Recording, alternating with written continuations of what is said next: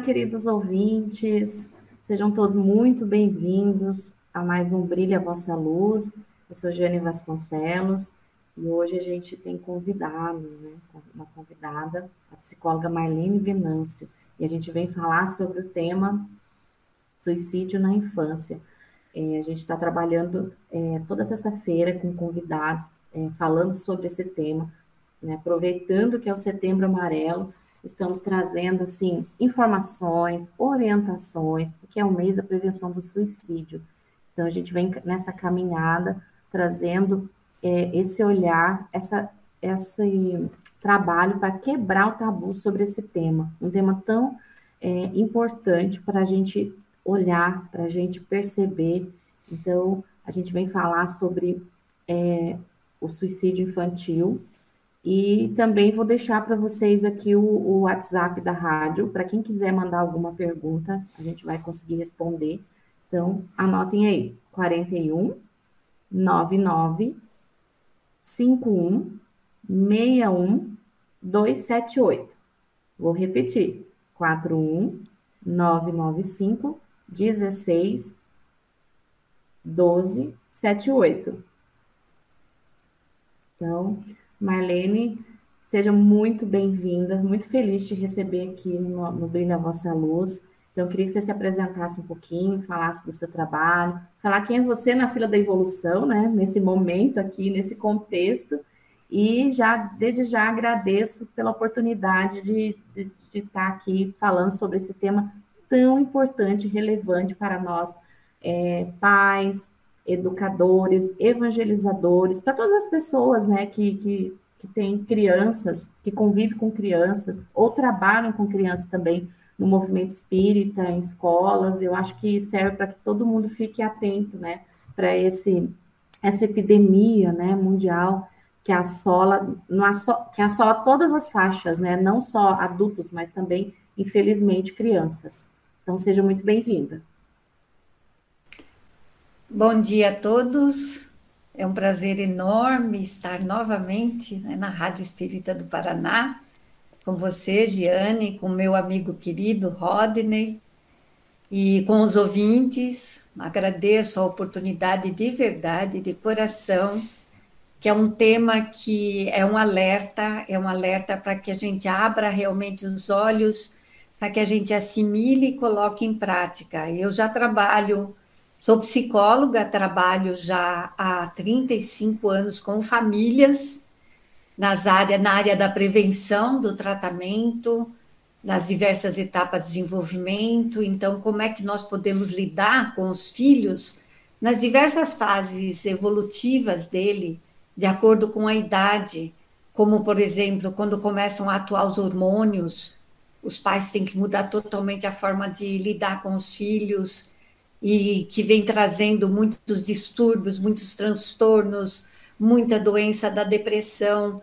Então, esse é o meu trabalho, o meu foco, tanto como profissional como como espírita, porque eu tenho uma frase que diz que sem aprendizado nós não vamos chegar a lugar nenhum, e nunca houve tanta necessidade de aprendizado como atualmente.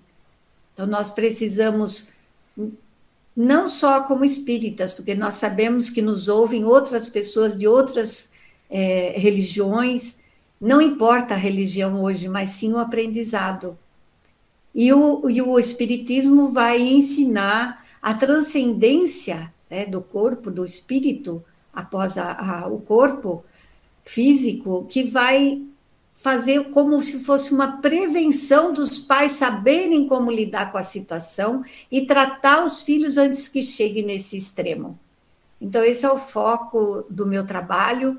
É um trabalho que eu faço com muito amor, com muito carinho, o trabalho da prevenção, do tratamento e a reabilitação às drogas, e esse é meu foco, através de palestras, através do trabalho no consultório. Hoje eu estou em Portugal, estou no Porto, em Fiens, que é Santa Maria da Feira. Estou morando aqui há 2 semanas, exatamente amanhã completa 2 semanas, e pretendo também estender esse trabalho aqui. E não desvinculei do trabalho do Brasil, Mesmo que tenha trabalho lá às 20 horas, eu à meia-noite aqui estou conectada com os trabalhos de lá. Não vou me desvincular tão fácil do trabalho do Brasil. Então, eu agradeço a oportunidade e espero colaborar, realmente. Levando o espiritismo para outras terras, né? E se conectando. Isso é a bênção da tecnologia, né? Que Sim, nos permite, né? Você estar em outro país, em outro fuso, e a gente fazer esse encontro maravilhoso. Então, tenho certeza que vai trazer assim, muitas informações importantes e dessa manutenção que as famílias têm que fazer com os filhos, né? A gente faz a manutenção para depois a gente não ter que, às vezes, né, quando está acontecendo, às vezes a gente pensa, por que, que eu não fiz algo? Por que, que eu não despertei? Mas é como você falou, a informação auxilia o desenvolvimento, essa busca de desenvolvimento. E quando a gente falou sobre esse tema, a gente pensou assim, nossa, mas o suicídio, quando a gente fala do suicídio, a gente sempre vai pensar no jovem, né, no adulto, no idoso, em outras situações. A gente jamais pensa na criança, né, Marlene? Então, fale um pouquinho sim. para a gente dessa questão, dessa faixa etária. Por que está aumentando esses casos de suicídio nessa faixa da infância? Olha, Giane, o que eu venho analisando, que eu acompanho muito de perto crianças e os pais trazem sempre desesperados. Eu já atendi caso de, não só um caso, mas uma específica com 12 anos, com várias tentativas de suicídio e que foi muito fácil trabalhar com ela. A gente percebe que tudo está ligado à nossa transição planetária. A transformação que está ocorrendo no planeta, que todos sabem, isso todos sabem, porque já vem da histórico da minha mãe, dos meus avós. A criança, na época, na minha época, que eu não gosto de falar isso, mas é verdade, né? Na minha época, quando minha irmã nasceu, ela não abria os olhos. Eu queria ver os olhinhos dela e ela não abria os olhos. Hoje as crianças, já vi crianças e vi mesmo 4 meses andando. Então, as crianças estão vindo, espíritos já preparados e muito adiantados para essa época. Só que houve eu acho que uma ocorrência grave. As pessoas que estão recebendo essas crianças não foram preparadas para recebê-las. E o materialismo, a tecnologia, que hoje nos está sendo tão útil, hoje eu vejo a tecnologia de forma diferente. Eu costumo dizer que até meu anjo de guarda fala comigo através daqui. Cada mensagem que eu ouço, cada mensagem que me enviam, eu leio com atenção, porque uma delas, meu anjo está falando comigo. Então, a tecnologia nos está sendo útil hoje. Apesar de que, com essa pandemia, a pandemia nos prendeu de uma forma para que a gente meditasse, para que a gente refletisse, para que a gente aprendesse a viver em família novamente, para que a gente aprendesse a olhar nos olhos dos nossos filhos, a dar risada com os nossos filhos. Por mais que eu tenha tido uma infância difícil, pobre, com pais com uma ignorância espiritual e intelectual, nós ríamos muito. Nós dávamos muita risada juntos. Nós éramos eu e 4 irmãos. A gente brincava o tempo todo. Não tinha televisão, não tinha tecnologia nenhuma, só tinha o rádio que o meu pai ouvia. Quando ia ouvir a Voz do Brasil, a gente tinha que ficar tudo quietinho para ouvir. Então, foi muito acelerado. Eu acompanho muito jovem, dependência química, eu acompanho toda essa transformação da família. Foi muito rápido, principalmente eu fui para Curitiba em 98, de 2001, 2002 para cá, fez bum! O crescimento foi muito acelerado. E por falta de conhecimento, principalmente da base espiritual, se deixou a desejar de como lidar com essas crianças hoje. O material se tornou prioritário. Então, a criança que vem já com uma evolução maior do espírito dela, uma sensibilidade grande, né? Como eu conversei com a menina, Eu falei com uma menininha de 9 anos que ela lia a mãe dela, expliquei o que era ler a mãe dela. Ela falou: então eu tenho poderes especiais? A criança de hoje não adianta você falar, porque ela lê você. Então, uma criança que chega ao extremo, que ela desencadeia a depressão, ela pode ter uma predisposição à depressão, que essa predisposição é genética. E essa doença, ela é material, ela é palpável, ela é tratável, ela está aqui no cérebro. E a família não identifica, sempre está correndo e correndo atrás do material, correndo para fazer as coisas e não dá tempo, então não identifica a que a criança está com uma depressão. Aí acha que é frescura, não ouve a criança, não ouve a dor da criança, a criança não tem uma base, a criança não tem um alicerce, porque para a criança se desenvolver gradativamente, ela precisa de um referencial, ela precisa de um alicerce. E esse alicerce não a ouve, esse alicerce não a ampara, esse alicerce não acolhe. Então, a partir dos 8, 9 anos que nós estamos vendo suicídios, Giane, Rodney e ouvintes, 8, 9, 10 anos, toda semana, nós temos pedido de acolhimento de 3, 4 casos de crianças que estão se suicidando. Isso é real, é palpável. Essas crianças, elas estão sofrendo uma chuva hormonal, a gente chama, que é o processo de transformação dela, não só espiritual, que a partir dos 7 anos ela se desliga daquela adormecimento espiritual, né? E ela passa a desenvolver uma autonomia. E junto com essa autonomia vem os hormônios. Então, se ela não for acolhida, amparada, ouvida, se os pais não ouvirem as longas histórias dela, eu dou risada quando eu ouço as crianças no atendimento, porque eu ouço aquelas longas histórias e eu fico curiosa onde é que vai chegar aquela história. Quer dizer, a criança precisa ser ouvida na dor dela, ou no que aconteceu na escola, que para os pais parecem bobeira, mas que para ela é super importante, né? Então, nós estamos vendo desenvolver a depressão leva a uma solidão, a uma falta de acolhimento, que leva a uma dor profunda, e quando elas tentam suicídio, que é através muitas vezes do início como a automutilação, é para aliviar essa dor interior que ela não sabe sozinha como preencher. E aí acontece a tentativa de suicídio que pode ser bem sucedida. E aí quando os pais percebem, vocês têm ideia, imaginam a dor de um pai, e é real e palpável, pegar uma criança de pendurada numa corda? Ou uma criança que tomou todos os remédios da mãe? Ou uma criança que se cortou tão profundo que não deu tempo de socorrer? Imagina a intensidade da dor dessa família. Então, nós fazemos a prevenção, tem que ser internalizado, tem que ser processado para que isso se torne uma realidade, uma prática diária dos pais. E nós, como espíritas, sabemos que o espiritual, não importa a religião, que seja evangélica, vai para a escola dominical, que seja católico, vai para. Como que é mesmo? Catequese. Catequese, não importa.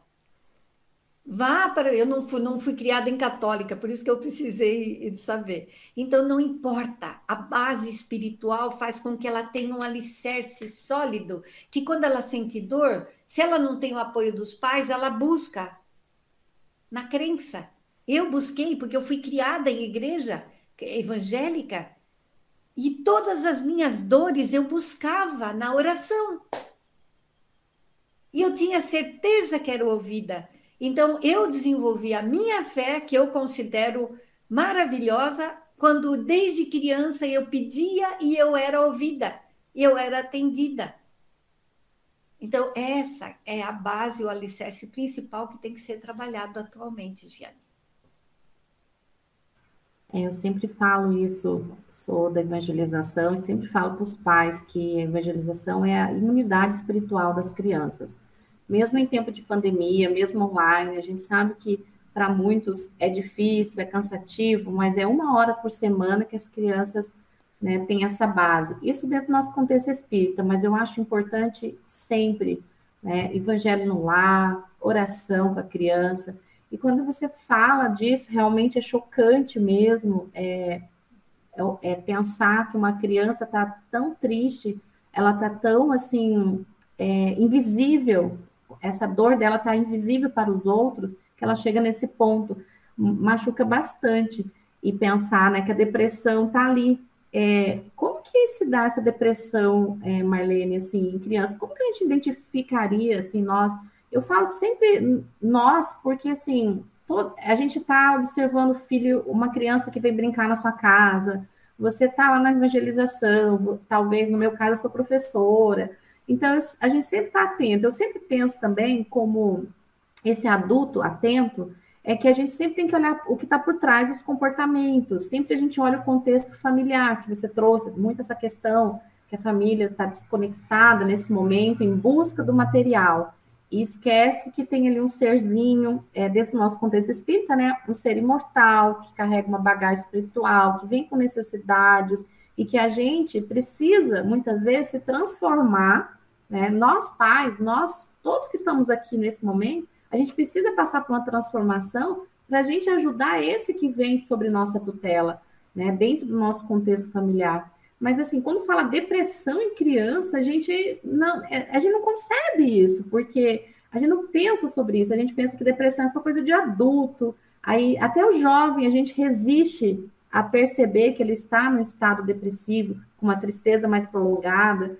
Então, assim, pelo seu olhar, como que a gente percebe uma depressão numa criança? O que leva uma criança? Você já falou dos fatores genéticos, né? Mas assim, existem os fatores os gatilhos, né? Que disparam também isso. Como que a gente pode ficar atento nesse sentido, Marlene? A criança, desde muito pequena, não é só a partir de uma certa idade, mas desde muito pequena. Se a criança é muito apática, não gosta de brincar e se afasta dos coleguinhas, se isola, está sempre triste, não quer se relacionar muitas vezes com os amiguinhos, com os primos, com os pais, essa criança pode estar passando por uma depressão.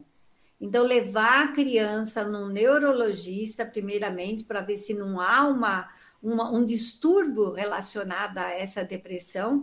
E se necessário, tudo que vem, Giane, tudo que vem na nossa existência é para mudança. Tudo que vem é mudança. A pandemia teve que vir para haver uma mudança no mundo inteiro devido à transformação do planeta, né?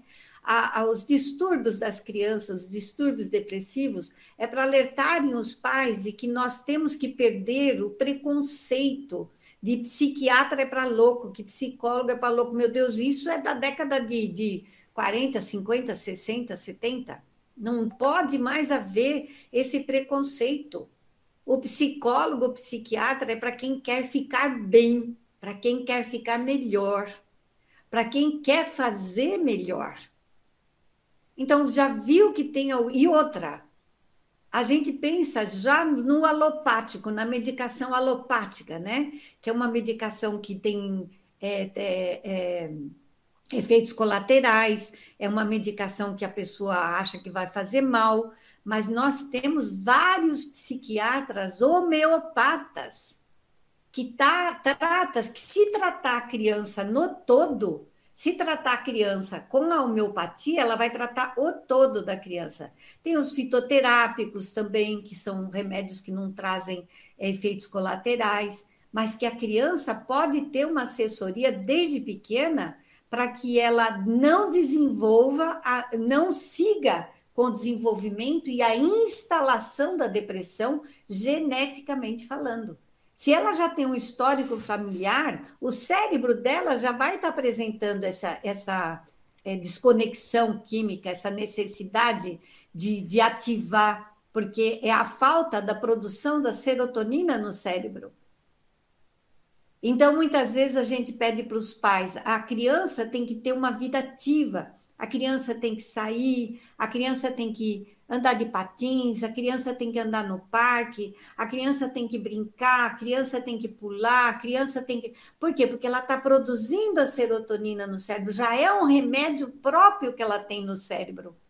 Nós temos um sistema, um neurotransmissor no cérebro que produz, incrível, que falam tanto do canabidiol, né? Que é tirado da maconha, mas nós temos um neurotransmissor chamado canabidiol no cérebro que produz essa substância. Então, pode ter uma alteração química no cérebro da criança que precisa ser ativado. E muitas vezes, atividade física, alegria, dar risada, um joguinho, passear no parque, isso desencadeia, faz com que o cérebro pegue no tranco e produza essa substância necessária para aliviar e tratar a manifestação da doença depressão.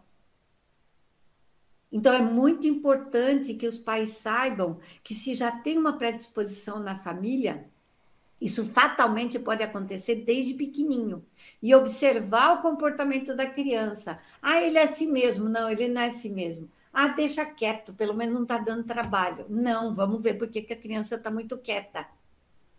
Qualquer comportamento diferente na criança é um comportamento que a gente tem que estar atento. E que a gente tem que pensar assim, em psiquiatra, tem que pensar em psicólogo, para que a gente possa tratar precocemente. Porque quanto mais, Freud já dizia, que quanto mais a gente, vamos supor, você não trata uma doença, ela se canaliza para outro meio, ela vai se manifestar lá na frente de outra forma. Então, a gente tem que estar sempre atento à manifestação dos sintomas, para que a gente possa reverter o processo e evitar que a criança chegue à depressão, à automutilação, às drogas, né? Porque a busca da droga, tanto da bebida alcoólica como da maconha, é para aliviar, para eliminar a dor. E se ela não passa por todo esse processo que nós falamos, o que vai acontecer? A tentativa ou a constatação de um suicídio. Então, ela começa muito cedo, e principalmente quando, como eu falei, quando estão os hormônios se manifestando, que é já a partir dos 8, 9 anos, a gente estar atento, porque os hormônios perturbam mais ainda essa condição. E é nesse momento aí que eles precisam mais desse amparo da família, essa escuta, né? A gente sempre fala aqui também, essa escuta ativa, essa escuta profunda. E aí, uma coisa que você falou muito importante, às vezes a gente não valida os sentimentos das crianças.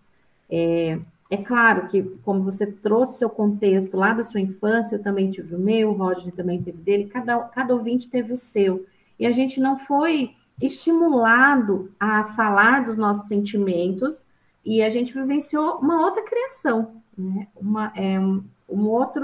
Era outra época, eram outras necessidades.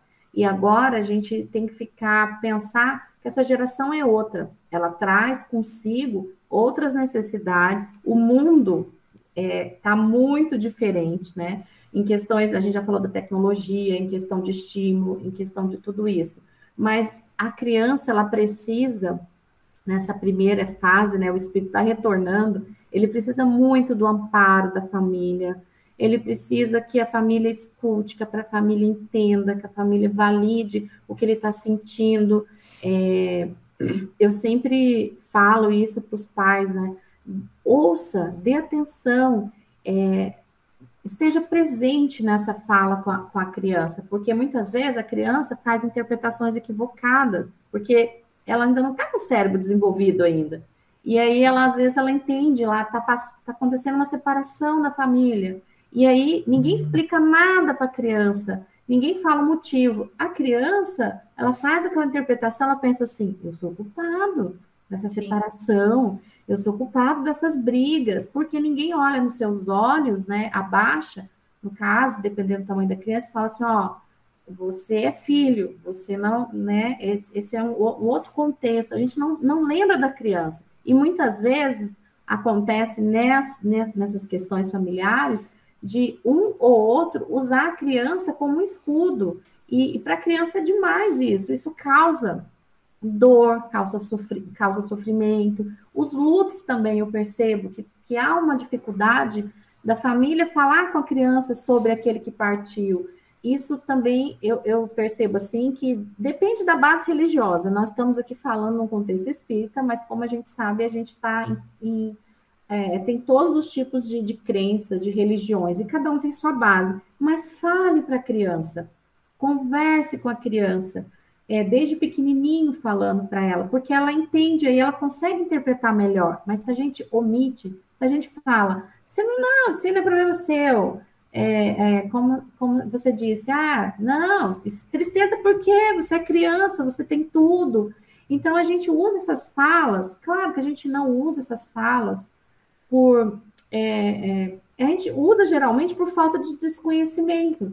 Então, a gente precisa olhar para essas crianças, porque eu percebo também que se a gente começa com esses processos na infância, e aí ele vai ter adolescência, né? Daí que, aí, como a senhora falou, das drogas, falou da automutilação, é uma dor que está ali dentro, ela precisa sair de alguma forma, ela precisa ser escutada, ela precisa ser ouvida pelos adultos. A gente sabe do sofrimento dos adultos também, né? Os adultos têm suas dificuldades, têm suas correrias, mas a criança precisa do tempo com a família, um tempo útil. Até ontem, eu sempre falo aqui na sexta-feira, porque na quinta-noite eu tenho evangelização, e a gente está trabalhando com eles para eles pensarem na paz em vários ambientes, né? Daí ontem a gente falou assim, como que a gente pode levar paz para o nosso lar? Aí uma criança falou, eu acho que a gente tem que rir, eu acho que a gente tem que contar uma piada, a gente tem que se divertir na mesa. E assim, cada um deles foi falando. Um falou assim, eu acho que é paciência,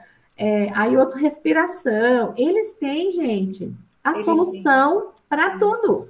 Eles sabem como levar paz, eles sabem como ter harmonia, mas eles precisam de adultos comprando essa ideia. Eles precisam de adultos falando assim, olha, lá na evangelização, a gente trabalhou que o evangelho no lar é uma prevenção, luz, é Jesus na nossa casa. E eles chegam em casa e falam. Agora, se a família falar, a gente não tem tempo, a gente, né? Então, a criança vai falar assim, a fala é uma, mas a ação é outra. E aí que bate a bad, né? Bate a tristeza.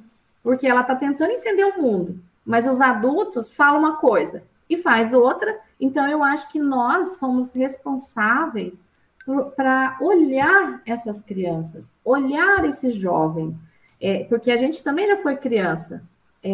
A gente tem uma pergunta aqui. A nossa querida Gislene Sescato, né? Estava aqui semana passada. Vou fazer essa pergunta, então, aproveitando aqui. O que os pais de crianças que já tentaram suicídio devem fazer? Ótima pergunta, hein? Um tratamento constante, persistente e sem desistir da criança em momento nenhum. Eu tive uma criança que me foi levada e eu passei tempo com ela e não deixa de trabalhar os pais, nunca, nós trabalhamos pais. Então, o tratamento deve ser constante, tanto medicamentoso, como eu falei, que pode procurar tanto a homeopatia, como fitoterápico, se não quer alopatia, como psicológico também. E as pessoas podem falar, Giane, mas não posso pagar. Não existe isso, não existe. Eu sou psicóloga há 35 anos. Eu não preencho meus horários todo dia às 8 horas por dia. A gente não deixa de atender uma pessoa porque não pode pagar. A pessoa tem que colocar lá o orgulho no bolso e falar, não posso pagar e preciso de ajuda. Ou eu posso pagar tanto, sabe?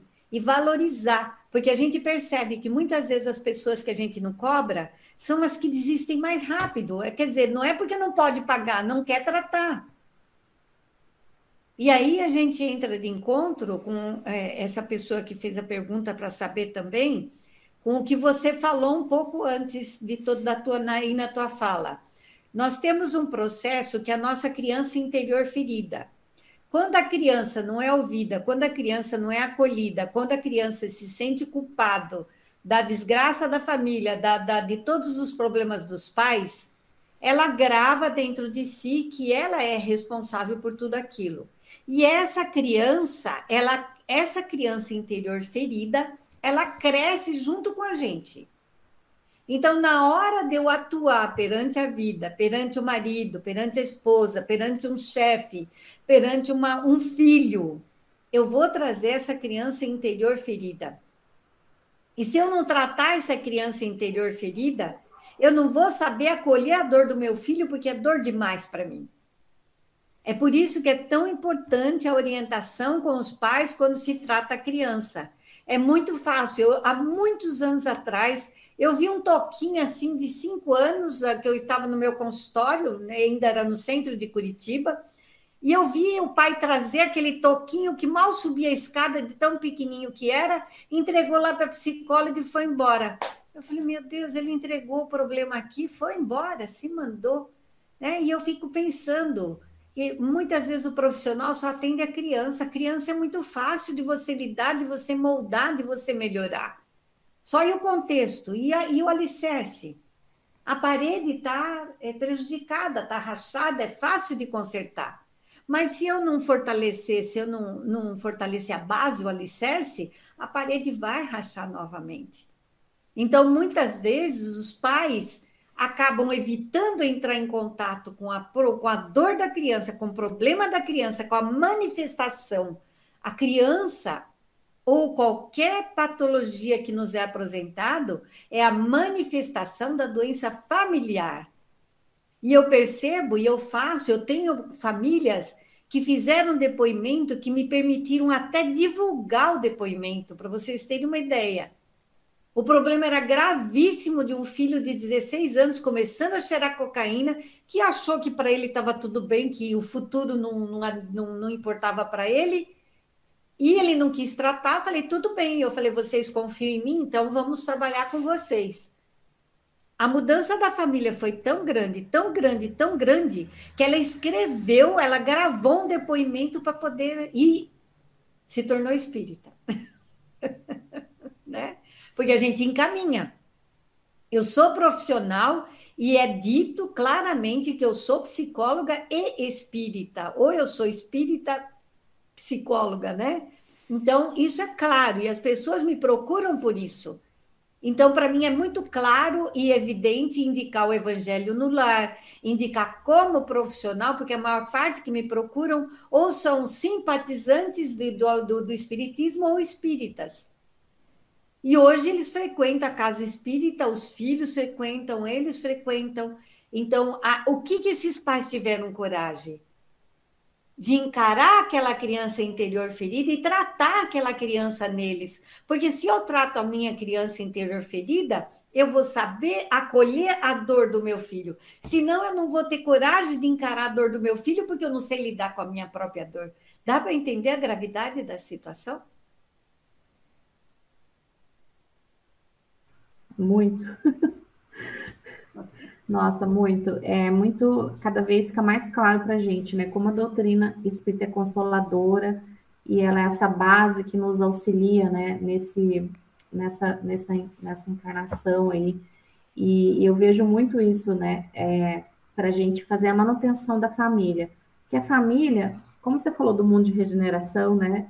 A gente, nós estamos recebendo muitos espíritos aí com essa boa vontade, né, de fazer a diferença, e também recebemos outros espíritos que estão tendo oportunidades, né, de retornar para refazer, e aí se ele não encontra um campo propício, né, um lar, que é esse celeiro de bênçãos, que é a escola, né, para ele realmente ele não vai conseguir, ele vai se desestruturar e leva uma vida inteira, né? Quando você começa nesse processo, a gente vê casos aí de pessoas que sofrem muito, né? Por essa criança ferida e não olhar para isso. Então, é muito importante a gente cuidar da família, cuidar da criança, Para nós, assim, dentro da evangelização, a gente tem muito claro, assim, que a gente tem que estar próximo dos pais, a gente tem que ser um ponto de apoio e sempre encaminhar essas famílias. A gente fala, né, se precisa de um profissional, procure, né, tem os psicólogos, tem os psiquiatras, e quando você fala dessa questão de procurar, sim, existe muitos trabalhos aí para pessoas que não têm condição de pagar, até mesmo dentro das universidades, dentro das casas espíritas, né? Nós, assim, a gente sempre fala, alguém fala, conhece uma psicóloga espírita? Conhece, porque né, dentro do nosso contexto, esse psicólogo vai nos entender, né, dentro desse contexto espírita, porque sabe da necessidade de ações dentro desse lar. E começa com a família tendo consciência, a família olhando para essa criança, a família se transformando para educar diferente, né? Mudar a educação, quebrar o padrão da nossa educação e pensar que essa geração não adianta mais os castigos, não adianta mais os gritos, não como as crianças brincaram ontem, não adianta mais a chinela voadora, o que Não, precisa é de diálogo, é preciso de respeito, é a gente pensar que esse filho, ele está momentaneamente criança, no momento a gente está no comando, a gente está na orientação, e ele é um espírito que está vivendo essa fase de criança e precisa, né, dessas experiências de valores, dessa experiência de amor, nessa experiência de acolhimento, de estar eu estava assistindo a sua série, que né, depois a gente vai falar do seu canal do YouTube, que você me passou, você falar assim, daquele momento, aquela meia hora que você fala assim, chega de celular, não quero nada de celular, nada de tarefas, nada de rotinas, eu estou aqui com você. Me eu conte como sou. foi seu dia. Exatamente. Que seja meia hora por dia, mas que esteja integralmente com a criança, né? Eu tenho 6 netos. Eu tenho 5 netas e um neto, na verdade, né? E eu estava conversando com as duas de Curitiba e a pequenininha, eu dei uns adesivos para ela colar assim na unha e ela colou todos ao mesmo tempo. Aí ela fez assim com medo de mim. A irmã mais velha, de 9 anos, olhou para ela: a vovó não vai brigar com você. A vovó nunca briga com a gente. Eu não brigo. Eu nunca briguei. Desde a mais velha de 15 anos, desde pequenininha, eu ensinei que eu nunca vou brigar, que eu vou conversar. E ela falou para outra de 4 aninhos, de 5 aninhos, ela falou: a vovó não vai brigar com você, a vovó nunca briga com a gente. Então, quer dizer, isso pode acontecer. A criança é inteligente demais. Se você afirma uma coisa, como eu afirmei para minha neta de 15, depois para o outro neto, depois para ela, como eu afirmei, olhando nos olhos, na alma dela, e ela lendo a minha alma, que eu jamais brigaria com elas, e elas leram que aquilo era verdade, ela internalizou. Então, a criança internaliza a verdade. Se você não está falando a verdade, a criança vai ficar instável, porque ela não vai entender. Ela precisa da tua segurança. Ela precisa, como eu falei com essa menina de 10 que eu atendo, né, a mãe não conseguia aceitar, ter paciência, a mãe não conseguia aceitar o jeito dela. E eu tive que fazer um trabalho enfático com a mãe para despertar a mãe para essa serenidade. E eu percebi, Giane, é uma coisa impressionante. Você lê na pessoa que a pessoa encerrou. Ela encerrou aquela reação dentro dela. E ela realmente não reagiu mais às ações da menina. E aí a menina falou: a minha mãe não falou mais nada, a minha mãe só me ouve. E eu falei: e você? Olha, falei: como que está tua casa agora? Olha, não é mais um hospício. Não é mais um hospício. E a minha mãe, e eu li a minha mãe mesmo. E você mudou? Mudei. Eu não faço mais estresse. Olha a inteligência da criança. Ela leu a mãe dela. E eu falei: como você me lê? Por que você gosta de mim? Ah, porque eu leio você. Nossa, que lindo isso, né? Que profundo. Então, para a gente perceber que às vezes a criança reage diante do ambiente. ela reage para, às vezes, esse chamar atenção, que a gente pensa assim, tá chamando atenção, a gente fala, né? Você tá chamando atenção. Gente, a gente deveria se colocar no lugar das crianças, né? Nós adultos, a gente não quer atenção, né? A gente também não quer ser ouvido por um amigo, a gente também não tem as nossas dores, a gente também não fica triste e a gente quer ter o nosso tempo de ficar triste, a gente não quer ter também que uma pessoa olhe, escute você, que coisa mais desagradável que você está conversando com alguém, né, do seu círculo ali, e a pessoa está no celular, a pessoa está longe, a gente sabe, nós adultos sabemos, e a criança também sabe, isso é muito ruim. E por que que a gente, né, a gente faz a mesma coisa com as crianças? Porque a gente pensa assim, ele não está percebendo, ele não sabe. E aí, nesse caso, você trouxe esse exemplo, assim, lindo dessa família que conseguiu conversar, que conseguiu resolver as suas questões. Assim, é para a gente saber que para tudo tem solução, minha gente, né? Que tudo tem uma forma. E quando a gente tem essa clareza, como adultos, a gente é o adulto da relação, a gente não é mais a criança. Parece que a gente se torna criança nesses embates, né? Que um cabo de guerra. E a criança está reagindo porque ela precisa do nosso amor, ela precisa da nossa atenção, ela precisa saber que você é prioridade na vida dela. A gente quer saber que a gente é prioridade para os nossos pais. E o que é. Aí eu penso assim, né? O que a gente até conversou antes do programa, né? O que a gente quer para os nossos filhos?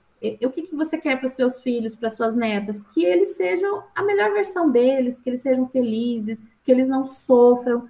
E aí, sem perceber, a gente está potencializando, talvez, né, um sofrimento futuro, sem perceber, por falta de tempo. Não, eu estou correndo, e o tempo passa muito rápido, e eles crescem, e eles levam isso para a adolescência, e a gente não quer isso.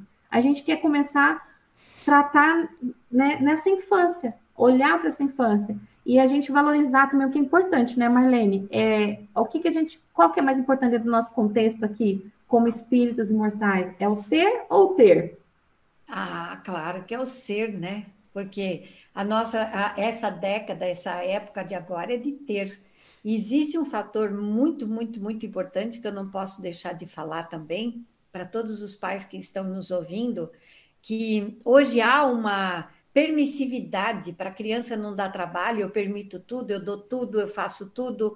A criança fala uma coisa bonitinha, engraçadinho quando é pequenininho, até uma idade mais ou menos de 4, 5 anos. Quando a criança começa a adquirir a autonomia, a independência, é como a criança quando fala assim, que a criança fala a maior besteira do mundo, ou então que ela tem uma atitude, um comportamento intempestivo, assim, que dá um chute em alguém. Aí, que coisa feia, seu feio, como você fez isso? Como você, que credo, o que você está falando, menino? Você está, quer dizer, o primeiro ensaio da criança de manifestar um pensamento próprio, uma ação independente, o adulto critica, despreza e acha que é bobeira da criança. Ela está ensaiando, ela está tentando acertar. E como tudo na vida, quando a gente começa a tentar acertar, é com muito erro, de forma catastrófica, né? Eu lembro que minha filha era pequena, ela me falou uma coisa tão sem noção, e eu acho que foi meu anjo de guarda que falou: presta atenção, presta atenção, presta atenção. E eu me voltei para ela e falei: mas por quê? Por quê? Que? Até que a fala dela me deu sentido. Anteriormente, o que ela estava falando anteriormente, que não tinha sentido nenhum, que eu não entendia nada, na cabecinha dela estava certo o que ela queria passar, mas na verbalização ela não conseguia passar. Então, os pais, enquanto é bonitinho, engraçadinho, nossa, que coisa mais fofa. A partir de uma certa idade, começa, ai, que enfadonho, que criança chata. Quer dizer, a criança registra dentro dela que a autonomia, a independência dela, a vontade dela é ridícula, é horrorosa, que ela não é amada, que se ela fizer do jeito dela, ela não vai mais ser amada, que ela só é bonitinha quando a tia aperta a bochecha, ai, que coisa mais fofa. Mas quando ela começa a manifestar, ai, ai, que criança chata. Quando quer falar o que pensa, não presta atenção para entender a profundidade do que ela quer falar. Ela não está conseguindo expressar, mas ela está sentindo o que ela quer passar. Então, começa daí a dificuldade da criança em ser aceito. E a dor do abandono, a dor de eu estar só e ninguém me entender, ninguém me aceitar do jeito que eu sou, mas sim só do jeito que eles gostariam que eu fosse. Deu para entender também a dificuldade? Quer dizer, Nossa, nós temos aqui. é muita coisa. A gente teria que fazer assim, nossa, 3 meses toda sexta-feira, porque é muito importante, né? É É profundo. E tudo profundo. isso que eu falei, Giane, desculpa te interromper, nós não estamos falando de suicídio? Estamos. Uhum. Porque tudo isso leva a um transtorno, uma depressão, um isolamento, uma apatia, uma desmotivação, uma automutilação. Tudo isso pode levar ao suicídio ou à droga. Os dois eu acho que têm a mesma gravidade. Ah, com certeza. E muito sofrimento, né, para todos. Então, Aham. assim, aqui a intenção é a gente olhar para isso, despertar esse olhar de empatia, construir uma relação legal com os nossos filhos. Se há uma dificuldade, nós adultos precisamos realmente buscar auxílio. A gente tem lá o auxílio da espiritualidade, a gente tem Jesus como mestre, a gente tem a psicologia, temos a psiquiatria, a gente tem os remédios, a gente tem que parar com os julgamentos, né? Porque a gente acha que toda criança é uma criança agitada, a gente já pensa que ela tem um déficit, que ela precisa de um remédio. Não, a criança, ela está vivendo a sua experiência. Ontem até fui tomar minha segunda dose da vacina e era numa escola. A primeira dose foi aquele deserto e ontem tinha aula, né? A gente estava bem separado, mas foi na hora do recreio. E de repente começou aquela música do Aquarela, né? Uma folha qualquer. E aí foi saindo todas aquelas crianças correndo, e eu fiquei assim, eu fiquei paralisada, e todo mundo assim, sabe aquele barulho de vida? Aquele Aham. barulho assim gostoso de que as coisas, né, precisam se conectar. E aí na escola tinha um morro, sabe? E eu olhando assim, falei, poxa, por que não deu uma caixa de papelão para as crianças fazer aquela escorrega? E de repente, Marlene, eles subiram, isso criança de 9 anos, 10, assim, e começaram a rolar na grama, rolar, e subir e rolava. Eu falava, gente, olha que. E todo mundo da fila horrorizado, meu Deus, olha o uniforme, vai sujar. Daí eu falei para a mulher, Ah, mas o uniforme é para sujar mesmo. É porque eu sou vai, prof, de né? qualquer jeito vai ser lavado. E eles sujavam, eles rolavam ali. Eu falava, gente, estão precisando botar para fora essa energia. Então, a gente tem que dar essas oportunidades, possibilidades. É legal a tecnologia, sim, a gente tem muitas possibilidades de aprendizado, de jogos, mas a criança, naturalmente, ela tem um remédio que é a natureza, né? Que é esse remédio natural que traz um pouco dessa cura para ela usar esse corpo, ela usar tudo isso, ela tem energia, muita energia. Pensa, né? O espírito está retornando, como eu disse, e aí a gente acha assim, a gente, né, nega esse espírito vivenciar essa infância, e viver essas oportunidades. Daí a gente cresce na vida adulta, a gente não aproveita, né? Porque já passou. Então eu sempre É, falo para as crianças, gente, façam coisas muito legais para esse mundo, porque quando eu retornar, eu quero ser uma criança muito feliz. Não quero curar minha criança ferida para ter uma infância melhor no mundo, quem sabe, muito melhor, né, que a gente encontra aqui. Mas eu acho que é muito rico essa fala que você trouxe para ajudar esses pais a olhar para isso, porque a gente tem sim. responsabilidades, a gente tem dever, sim. Eu falo muito quando eu converso com os pais lá do Digi, eu falo, não, eles falam assim, a criança não quer ir. Eu falo, tá, mas é uma vez por semana, 1 hora online. Eu falei, quantas horas, falo para eles, calcula aí, quantas horas essa criança fica no videogame? Fica assistindo série? Fica nas aulas online? Fica... Exatamente. E eu quero só 1 hora do seu tempo, uma vez por semana, e Aham. vocês são pais. Vocês, por enquanto, vocês mandam nessa relação. Vocês direcionam. Ó, o que é a base familiar dessa família? Quais são os valores que nos respaldam? somos espíritas, temos lá evangelização, temos que plantar no coração das crianças desde cedinho a sementinha de Jesus. Mas igual você falou, ninguém está impedido, né? Porque é espírita que não vai ter depressão, que não vai ter ideação suicida, que não vai ter todas as questões aqui que a gente falou. Mas a gente tem uma base no momento que a gente precisar, de lembrar que a gente tem uma oração, que a gente pode pedir um auxílio. E aí, quando essa sintonia tá legal, eu posso falar assim, né? Como você falou que o seu anjo da guarda fala pelo celular, eu olho uma mensagem ali e alguém fala assim: vai lá pedir ajuda para fulano, a sua evangelizadora vai te escutar e vai te ajudar com a sua família, vai fazer essa ponte. Então tudo é muito importante nesse contexto. Tudo é válido, na minha opinião. E uma coisa também, Giane, que me assusta, mas que a gente pode fazer tão pouco, porque o que a gente cuida é um grãozinho de areia lá, né? Não, perante tudo que tem que ser tratado, é um grãozinho de areia. Mas a criança falando para mim que ela assiste um desenho, eu não lembro os nomes desses desenhos que tem hoje japoneses, esses desenhos, né? E ela me falando do desenho, eu fiquei tão horrorizada, eu fiquei tão chocada, que eu acho que eu quase precisei de psiquiatra também. Ela falando que era um desenho, ele é um personagem masculino, né? Guru, sei lá qual é o nome dele que é, e que um demônio tomou conta da mãe dele, matou a mãe dele, e que tomou conta dele também. Eu falei, mas como assim? Eu falei assim, que desenho é esse que você está assistindo, que o demônio matou a mãe do. Não, e ela riu. Eu falei, mas isso não é desenho para você assistir nessa idade? Ah, e agora o demônio está nele mas vai matar ele? Não, não vai matar ele vai matar o demônio. Eu falei, meu Deus do céu, como que pode deixar assistir? Quer dizer, enquanto a criança está lá, não está dando trabalho, mas o que essa criança está enfiando na cabeça? O que pode acontecer? Meu Deus, um demônio toma conta, aí o filho matou a mãe. Não sei. Eu falei, não é possível que isso exista. A gente via de novo, na minha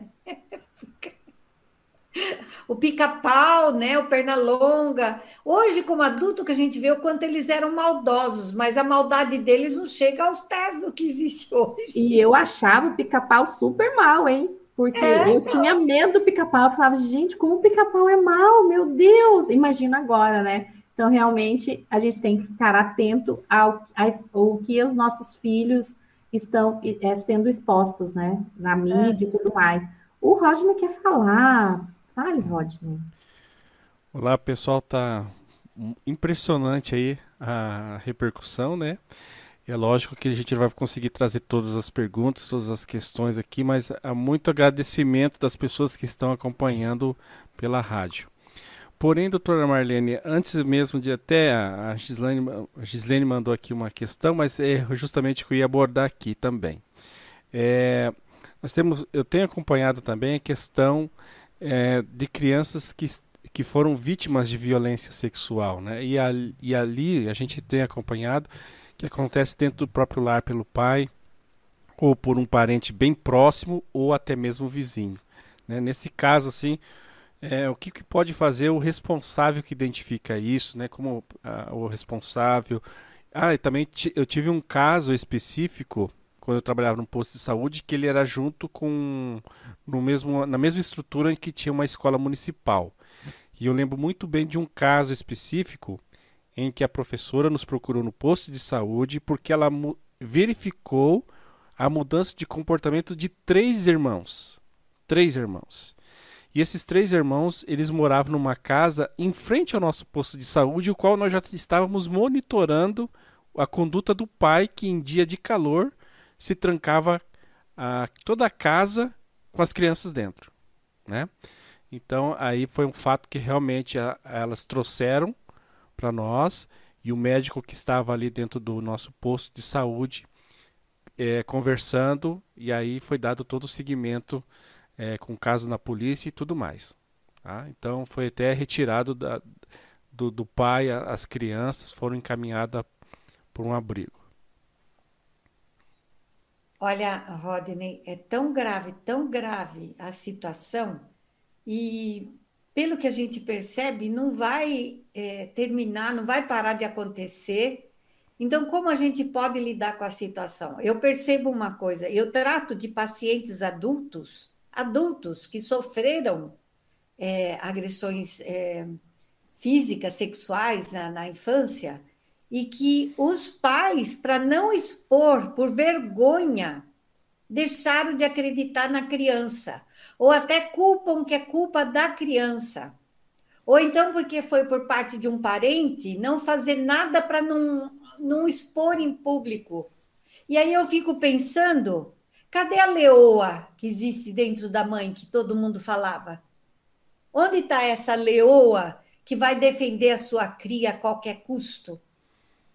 A vergonha da sociedade, vergonha da família, será que essa vergonha que é sua vergonha, tem mais valor do que o bem-estar da criança que cresce com traumas violentos? Então, uma das principais coisas é não deixar de denunciar, não deixar de levar o caso à polícia, de expor a pessoa, independente de ser o avô, independente de ser o pai, porque a família fica estagnada, a família paralisa perante a situação. E aí vem aquela criança interior dela, olha só a criança interior, tá vendo? Que pode ter sido abusada lá na infância e que não tem coragem de reagir. Porque se reagir pode apanhar, se reagir pode falar que é mentira, se reagir, não fala nada, porque, né? Então, nesse caso, a criança precisa de acompanhamento psicológico. E nós temos o conselho tutelar, que eu conheci de perto, porque já foi encaminhado vários casos por mim, que eles têm psicólogos que acompanham a família, que acompanham a criança, faz o teste psicológico para ver onde afetou, qual o foco que eu tenho que trabalhar. Uma coisa que eu, com 35 anos de profissão, dá para imaginar a idade que eu tenho, né? Uma das coisas que na minha época de profissão era feito incontestavelmente com uma criança é um psicodiagnóstico. O psicodiagnóstico é o livro aberto da criança. Hoje só se observa e vê o que a criança está trazendo de comportamento. Não. Um psicodiagnóstico são testes específicos, tem o HTP, tem o VISC, são testes específicos que faz com que eu leia a criança. Eu vou ler como está o intelectual da criança. A criança está manifestando uma precocidade, tá? Que é além do que ela é da idade dela, ou está manifestando um retardo na faixa evolutiva da idade dela. Então, por quê? Aí nós vamos verificar que é o intelectual. Como está o intelectual perante o emocional? O emocional está aqui por causa de imaturidade e o intelectual está aqui. Vamos trabalhar para equiparar os dois para que haja uma maturidade no desenvolvimento dessa criança. E se houve um distúrbio, ela apresenta no teste, ela mostra. Quando há uma avaliação psicodiagnóstica numa criança que pode ter sofrido abuso, ela mostra no teste, ela mostra. E ela mostra quem foi. Eu nunca vou me esquecer de uma criança que foi avaliada e que a criança era adotiva e que nunca tinha sido falado para a criança que ela era adotiva. Ela desenhou 2 famílias. E nós perguntamos para os pais se ela era adotada. Eles ficaram, como? Mas ela falou alguma coisa? Não, ela mostrou que ela é adotada. Então, a criança, ou mesmo o adulto, no caso de dependentes químicos adultos, a gente avalia psicodiagnóstico, através do psicodiagnóstico, e ele mostra o potencial, a capacidade que ele não sabe que existe. E a criança, ela mostra tudo, gente, tudo que tem de emocional, qual a dificuldade que ela tem mais. Olha, vamos supor, num desenho da criança, a posição do que ela coloca, o quanto ela aperta o lápis, o quanto ela bota o desenho no começo da página, no meio da página, tudo isso tem um significado para nós. Então, uma avaliação psicodiagnóstica é um instrumento que nós temos para ajudar a criança efetivamente e diretamente no que ela tem necessidade. Então, é imprescindível um tratamento com uma criança que existe a hipótese ou a possibilidade de ter sofrido abuso. E abuso não é só sexual, não. Abuso é moral também. Agressão moral, né? Você é um ignorante, você é burro, você é isso, você é aquilo. É uma agressão moral que também causa danos e muitas vezes irreversíveis. Vai determinar o que ela vai ser no futuro. Né? Para a gente pensar que existem, né, abusos sexuais, abusos morais, violência física, bullying na escola, né, todos os tipos de rejeição, invisibilidade, tem muitas situações que causam, que ferem essa criança e Sim, ela ela leva essa criança ferida para a vida adulta e muitas vezes, né, entra numa depressão, pode acontecer uma ideação suicida, pode acontecer o ato de suicídio no futuro. Então, as coisas começam muito antes. Então, fica. Tudo isso que a gente falou é muito. A gente teria, como eu disse, daria um seminário, né? De falar de cada tópico desse. Mas fica para a gente ficar alerta, olhar para essas questões, né? Cada um de nós temos que pensar que a gente está numa situação, né? Uns têm crianças sim. pequenas, outros já estão com os adolescentes, outros já são avós, outros ainda não começaram a vida, né, a prole, né? Então, para a gente ficar atento, evangelizadores, eu sei que os evangelizadores também têm que estar atento a esses detalhes, como o Rodney falou, como a professora identificou também, né? A gente identifica também como evangelizadores essas questões também. Então, a gente tem que pesquisar a fundo e direcionar da melhor forma possível. E como a doutora Marlene falou, se há um caso de abuso, a denúncia, né? Isso é muito A denúncia. importante. A Muito denúncia. importante. E a gente está indo para as considerações finais. A gente passou um pouquinho do horário, mas foi muito válido, muito importante. A gente continuaria conversando por muito mais tempo.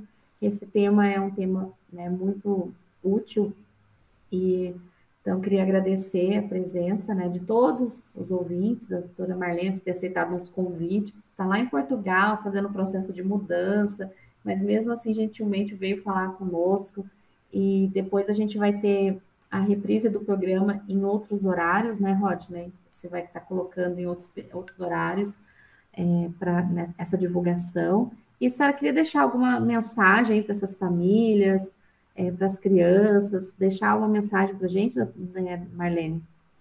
Olha, seja espírito ou não, é nós cuidarmos das nossas crianças como um diamante a ser lapidado. É um diamante bruto a ser lapidado. Eu penso assim, como espírita, eu acredito na reencarnação. Nós vamos voltar e nós vamos encontrar o planeta que nós criamos, que nós cuidamos. E a criança é a principal plantinha desse novo planeta, né? E mesmo porque elas são fascinantes. Então, a gente cuidar com muito amor e muito carinho, muita atenção, olhar para a criança, olhar nos olhos da criança. Isso é tudo na vida da gente, elas são encantadores. E agradecer, né, a vocês pelo convite, o meu amigo querido Rodney, né, que não esquece de mim, e agradecer aos ouvintes, e um prazer enorme, porque é um trabalho que eu amo fazer de verdade. Então, gratidão a todos. Obrigada, né, a todos os ouvintes aí por compartilhar o link da nossa rádio. E aguardo vocês na segunda-feira, às 8 horas, com Brilha a Vossa Luz. E o Rodney também vai falar. Desculpa, Rodney. Agradecer a Marlene, né, pelo atendimento aqui desse programa. O pessoal gostou. E aí, Jane, estão perguntando aqui do canal que você até comentou durante. Estão Verdade. ansiosos aqui para saber desses conteúdos que a Marlene já fez, que eles querem acessar. Se você puder falar aí qual que é o canal. Ai, que bom que você Muito lembrou. É obrigado, viu, verdade. Marlene? Obrigado, Jane. Tá sensacional aqui. A gente vai reprisar mesmo. E é importante tá isso aqui, esse Obrigada. conteúdo na rádio. Marlene, no seu canal, você pode falar um pouquinho do seu canal do YouTube? Tem um material muito bom lá, uns Tem, vídeos que você tem. fez, Tem nossa, imperdíveis, gente. Aham. Tem um canal no YouTube que é psicóloga Marlene, é Psicologia do Amor com Marlene Venâncio, e tem vídeos específicos para o mês de Setembro Amarelo, que é sobre a depressão, sobre o suicídio na infância, o automutilação e o suicídio na adolescência. Então é só procurar Psicologia do Amor com Marlene Venâncio. Tem vários vídeos a respeito da educação dos filhos nas diversas etapas de desenvolvimento e esses vídeos que são 4 vídeos específicos ao suicídio. Isso mesmo, agora sim, completos, né? Obrigada, Rodney, por ter me lembrado. Estava tão empolgada aqui, fiquei tão imersa no conteúdo que eu esqueci. Mas então, bom dia a todos os ouvintes, um excelente final de semana e segunda-feira, 8 horas, tem mais Brilha a Vossa Luz. Tchau, tchau.